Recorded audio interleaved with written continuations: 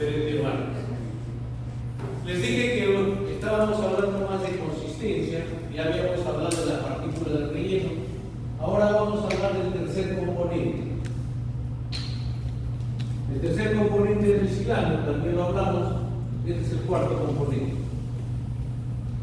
En un inicio les dije que las resinas eran autopolimerizables, o sea, mezclaba dos pastas y el material enduraba. El problema que teníamos, porque yo todavía le utilizaba esa resina, era, les dije que teníamos que ser rápidos, porque si demorábamos en colocar la resina no se adhería bien al diente y se caía. Entonces, para dar más facilidad al trabajo, aparecen las resinas fotocurables o fotopolimerizadas, o sea que necesitan de una luz para endurar. Mientras no exista la luz, la resina no endura. Entonces, eso significó que a la resina tienen que colocarle un componente que sea sensible a la luz, y ese componente es un fotoiniciador, o sea que necesita de luz para empezar la polimerización, para que las partículas se conviertan en polímeros, o sea, un monómero se convierta en polímero. Entonces, el que más utilizamos, el que dice canforoquinona. La canforoquinona es la más utilizada en las resinas, pero no es la única. Es de la canforoquinona, la PDE, PPD, la lucerín y la ibocerín. Son diferentes iniciadores. Más usada la canforoquinona. Miren, quiero que vean el color, ¿ya? Este es amarillo, poco crema también, y de ibocerín otra vez es amarillo. Si ustedes se han dado cuenta, la tendencia es tener dientes blancos. La mayoría pide tener dientes más claros, más blancos. Entonces, si hay bastantes personas que tienen dientes blancos, significa que cuando lleguen al consultorio van a pedir una restauración con una resina clara, una resina que sea clara. Y si la resina es clara, no podría llevar canforoquinona, porque la canforoquinona es amarilla. Entonces aparecen las resinas que llevan glucerina. O sea, esas resinas le llamamos resinas bleach, resinas claras, resinas para pacientes que ya se hicieron clareamiento, que ya se aclararon los dientes. Tenemos que utilizar resinas bleach, resinas claras. Y esas resinas llevan como fotoiniciador el lucerín, el de acá, que es un fotoiniciador bien claro. Entonces, el problema que ha existido o apareció cuando aparecen estas resinas es el rango de luz con el que nosotros lo alumbramos.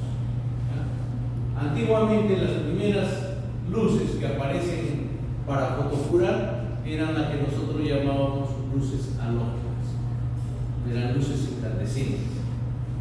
La pistolita que usábamos tenía un ventilador para ir enfriando, porque estas luces calientan, y llevaba un poco halógeno, así como los pocos que había en los carros antes para la noche, los halógenos para las carreteras.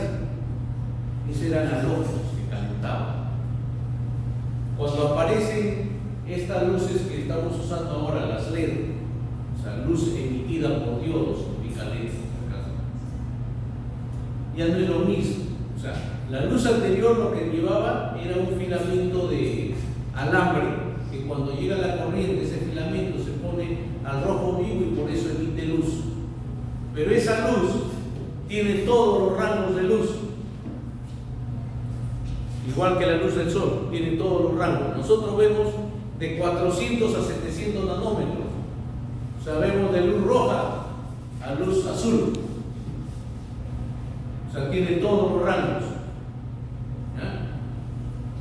Mientras que una luz LED su rango es limitado. Si es color azul, tan solo tiene un rango de luz azul que debe estar más o menos en 430 a 480 nada más.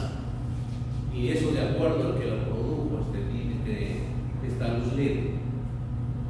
Entonces, ahí vino el problema, que para fotocurar o para iniciar esto sí funciona. Pero este de acá se encuentra en otro rango de luz. Con los halógenos no había problema porque tiene todo el rango de luz, como el sol.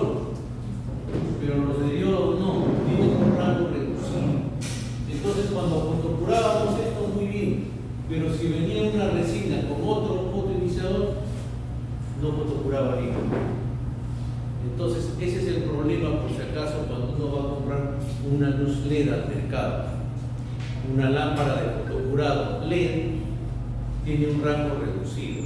Esas lámparas de 300, 400 soles muchas veces no fotocuran o no fotoinician la luz LED. Entonces aparecieron las luces halógenas con multifoco. O sea, no tienen un solo LED, tienen 4 o 5 LED y cada LED de diferente rango de luz. Pero esas lámparas, ¿cuánto cuestan? 2.000 soles, 3.000 soles, 1.000 soles. Y entonces siempre que vayan a un curso de resinas, les van a hablar que tienen que tener una lámpara de fotocurado que sea de calidad, que sea multifoco. Porque si no es multifoco, es posible que no fotocure bien su resina. ¿Me entendieron? Ese es el motivo. Encontramos lámparas LED baratas, pero posiblemente no fotocure bien. ¿Ya? Y estoy hablando del rango de luz, si acaso de la emisión de luz, no de la potencia. Potencia es otra cosa. La potencia está en microamperios. Esa es otra cosa. Van a encontrar de 700, 800 microamperios, van a encontrar de 1200, de 2500. Esa es otra cosa. No tiene nada que ver con el rango de luz. El rango de luz tiene que ver con el fotoiniciador, no con la potencia de la luz.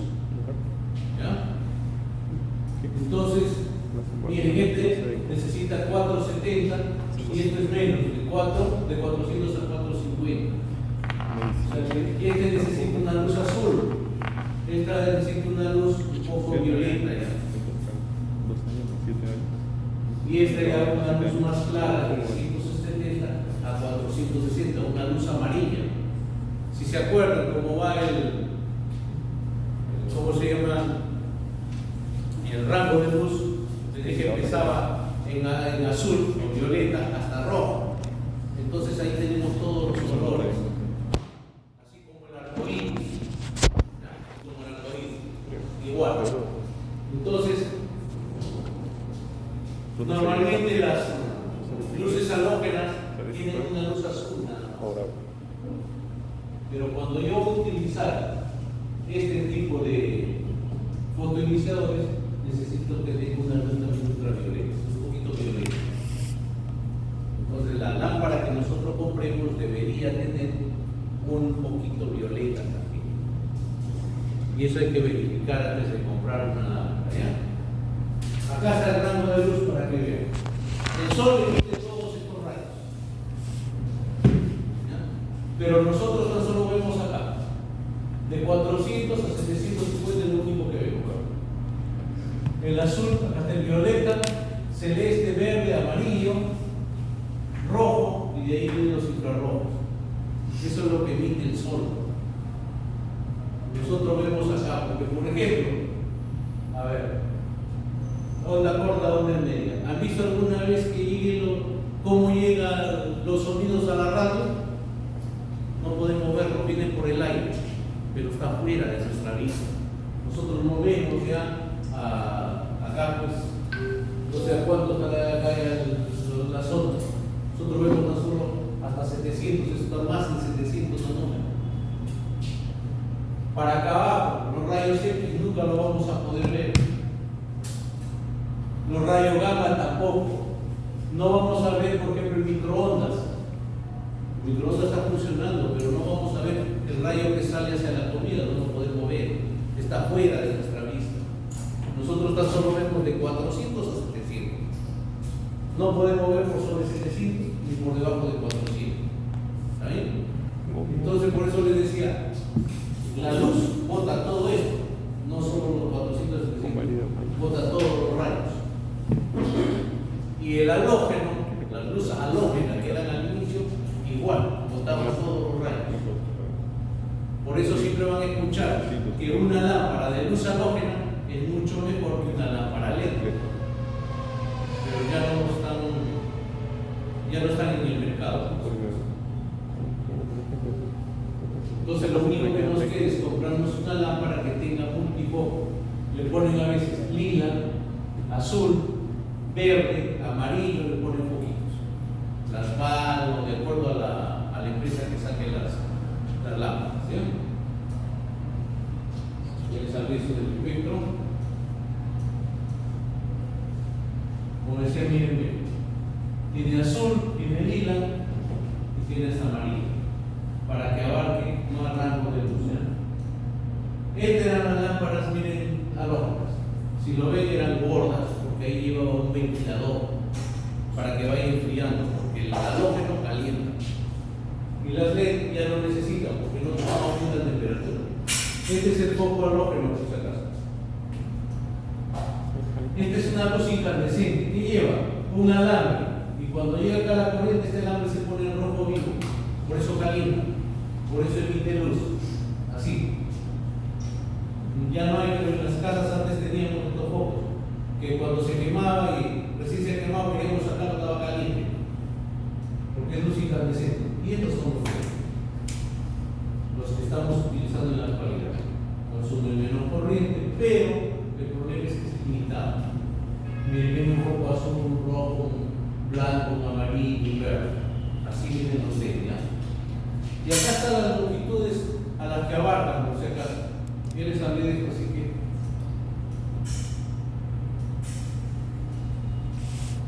Bueno. Las propiedades ópticas, si vamos a ver sobre esto, el esmalte, ¿qué color tiene?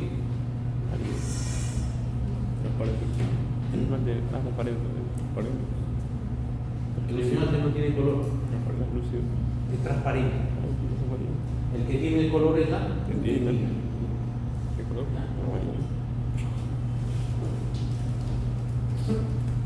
Y entonces vamos a tener en el diente, por si acaso, por ejemplo, ¿quién es transparente? El esmalte. La dentina no, la dentina no es tampoco opaca la dentina, tiene una translucidez. Pero no es transparente, sino es translúcida, porque tampoco es opaca. La diferencia entre opaco, translúcido y transparente es que el opaco puede absorber la luz, pero no lo deja pasar. El translúcido deja pasar la luz, pero a los rayos los hace que se vayan a diferentes direcciones. Mientras que un transparente pasa la luz sin desviar la dirección de su rayo. ¿Cierto? Por ejemplo, el vidrio es transparente. Eso es transparente. Pero una broqueta de vidrio, no sé si todos los cuadraditos, no podemos ver a través de él. Podemos ver siluetas a través de él, pero no nítido. Ese es un translúcido.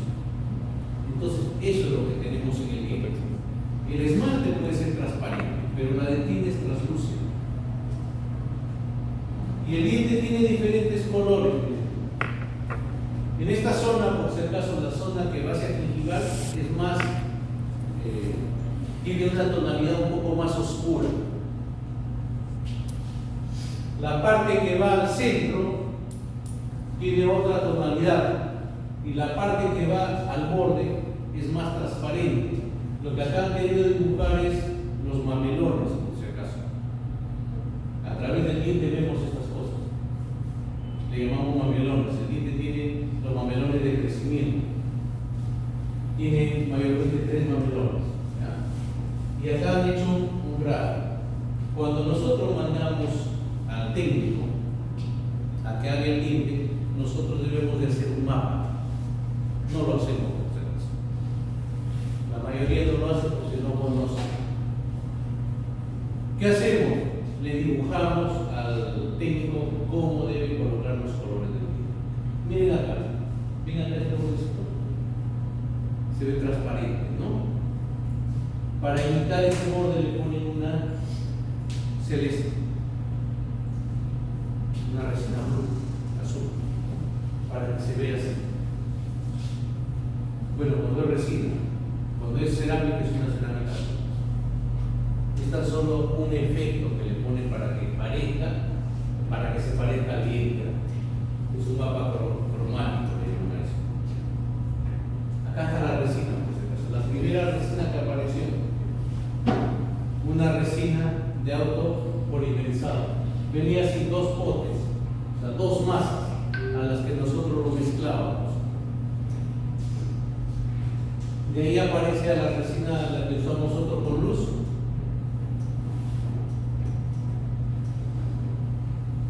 Les habla de cómo se, o sea, si yo tengo un grupo, ahí había puesto de carritos, ¿no? Imagínense si están separados los carritos, sería el relleno orgánico de la resina. Cuando yo lo uno, van a unirse, todos se van a atraer entre ellos, y por eso es lo que hay el efecto de contracción, se contrae hacia el centro. Eso es lo que quería demostrar con la imagen. Que mientras más material y más relleno orgánico, menos conversión. Y en cuanto al grado de conversión, o sea, cuántas moléculas de monómero se convierten en polímero, a eso se refiere. ¿eh? Yo puedo tener bastantes monómeros en una resina, pero no todos se van a convertir en polímero. Por eso se llama el grado de conversión. O sea, ¿cuántos de esos monómeros se van a convertir en polímero? No todos se convierten en polímero. Ese es el grado de conversión. Y ahí también es un poco, podríamos decir, que se podría jugar bien o en nuestra contra, ¿ya? A favor o en contra. ¿Por qué? Porque se dice que si todos los monómeros se convertirían en polímeros, la resina sería más frágil. Si hay monómeros que no se convierten en polímeros, la resina es un poco más dúctil, más maleable. Entonces también tiene que no deberían convertirse todos los monómeros a polímeros. Ese es también para explicar que si yo alumbro acá, lo que está cerca de la luz se me va a convertir más que los que están alejados de la luz. Por eso les decía la semana pasada que la resina se fotocura en capas de máximo 2 milímetros, ¿ya? Para asegurarnos que fotocure completamente. Ahí hay una capa, otra capa, otra capa y al final la otra capa, la técnica oblicua. Esa es la forma como colocamos las resinas. ¿Ya? Hay algunos estudios de los efectos de toxicidad, por si acaso, de la resina. Dice que cuando no se terminan de convertir en polímeros, va a haber más problemas con la toxicidad de la resina. Y ya saben que las resinas también son tóxicas. Antes, o para sacarlo del mercado a la amalgama, fue una guerra entre la empresa que producía amalgama y la empresa que producía la resina. Estoy hablando después del, más o menos por el 95, por ahí, comienzan a salir estudios, ¿ya? Donde la amalgama tenía pues se puede decir que tenían el más grande mercado de lo que era la odontología. Todos hacíamos amalgamas. Era un mercado tremendo. Entonces, cuando aparece la resina mayormente usaba para los dientes anteriores, nadie quería utilizar el diente posterior. Entonces, la resina trataba de tumbárselo a la amalgama y comienza a sacar estudios que muchas veces no eran verdad, ¿no? Por ejemplo, había un estudio que decía que a una persona que tenía Parkinson, le habían quitado las amalgamas que con eso había sanado. Totalmente falso. ¿Cuál es el problema de las amalgamas? Es el mercurio. El mercurio es tóxico, de hecho es tóxico. Pero para preparar las amalgamas al mercurio le colocaron indio. ¿Y el indio qué hace? Disminuye los gases mercuriales. O sea, disminuye el problema que podría ocasionar al paciente o al odontólogo. Pero se agarran de esa parte y con eso dicen, no, la amalgama es tóxica porque tiene mercurio. Entonces no podemos colocar amalgamas. Yo he colocado amalgamas y en el tiempo que yo he hecho mi cero, creo que colocábamos por lo menos 20 a 30 amalgamas diarias en consultorio. Vamos a ver, ¿a quién le afectaría el mercurio? ¿Al paciente o al odontólogo? Porque lo que afecta son los gases, por si acaso. Es al odontólogo que tendría que estar afectado por el mercurio. Porque imagínense 20 amalgamas diarias. Todos esos gases que están saliendo, ¿a quién le afecta? Al odontólogo, porque el paciente llegaba, le colocaba su amalgama y se iba. Hacían estudios, por ejemplo, del cabello del odontólogo y le encontraban gases mercuriales en el cabello. Por eso recomendaban no colocar, por ejemplo, alfombras en los consultorios. ¿Por qué? Porque en la alfombra se quedaría el mercurio. Pero yo no he conocido a ningún odontólogo que haya sido afectado por el mercurio. Estoy diciendo que en ese tiempo colocábamos 20 de 30 amalgamas diarias. No he conocido a alguien con mercuriosis. No he escuchado de ningún odontólogo que haya muerto por problemas del mercurio. Entonces, no es tanto como lo satanizan a la amalgama. No funciona así. Si entran a la página de la Asociación Dental Americana, van a encontrar que también dice que no hay pruebas de que afecte. Pero sin embargo, como digo, comenzaron a sacar estudios así, que el responsable del arsénico eran las amalgamas. Bueno, al final de cuentas no fue probado, pero la amalgama también comenzó a sacar estudios diciendo que era mentira, comenzó a atacarlo a la resina, pero la resina también es tóxica, no solo la amalgama. ¿Ustedes han escuchado del BMP? Que dice, no calienten sus comidas en un tupper de plástico porque tiene BMP12, creo que llaman. ¿Han escuchado? Meten al microondas un tupper de plástico con su comida y el componente del plástico va a salir a la comida y le va a hacer daño. ¿Han escuchado? ¿Y la resina qué es? ¿Qué es el bisgma? ¿Qué es la matriz orgánica de la resina? Tiene BMP. Es lo mismo. O sea que si toman una bebida caliente está saliendo su organismo. Entonces la resina también es tóxica, no solo la amalgama. Quiero que tengan en cuenta eso. ¿Por qué? Porque yo los voy a ver seguro más adelante haciendo sus TikTok, haciendo sus live allá en los odontólogos, y van a ver, y los veo que dicen, ¿no?, que ya no se coloca amalgamas porque la amalgama es tóxica, tiene mercurio, que por acá.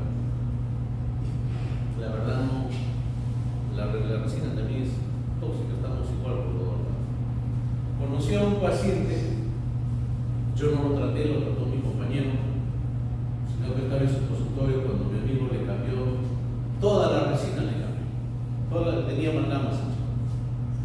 Y como se estaba yendo a Canadá, le cambió todas sus amalgamas por resina.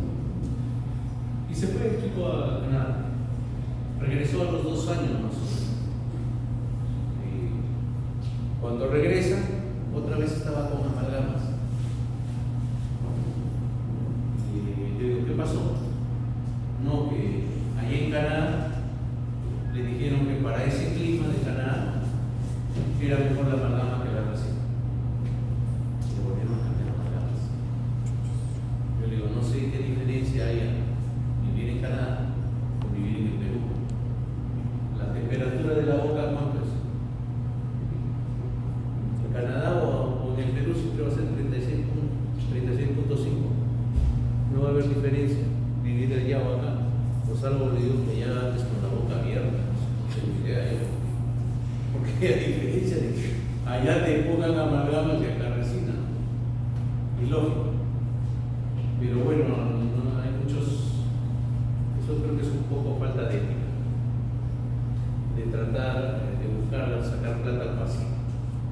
Pero así funciona lamentablemente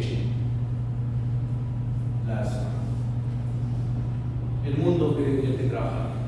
Acá han aparecido unas resinas sin BPA, o sea, de la parte tóxica que se podría decir. ¿Ya? También han sacado. O sea, están tratando de eliminar, por si acaso, componentes tóxicos de la resina. ¿Ya? Hay algunas resinas. Bueno, vamos a avanzar. ¿Alguna pregunta? Entonces, los fotoiniciadores que tenemos son la canforoquinona, el PPD, el lucerín y el limocerín. Ya les dije que el más usado es la canforoquinona. Casi todas las resinas del mercado tienen canforoquinona, salvo que sea una resina mixta, una resina clara para pacientes que se han hecho clareamiento. Nada más. Esa resina sí, mayormente tiene el lucerín. ¿Por qué? Ya les enseñé cómo se ve. El lucerín se ve blanco. Los mayormente le ponen lucerín. Las otras hay pocas empresas que han colocado las otras.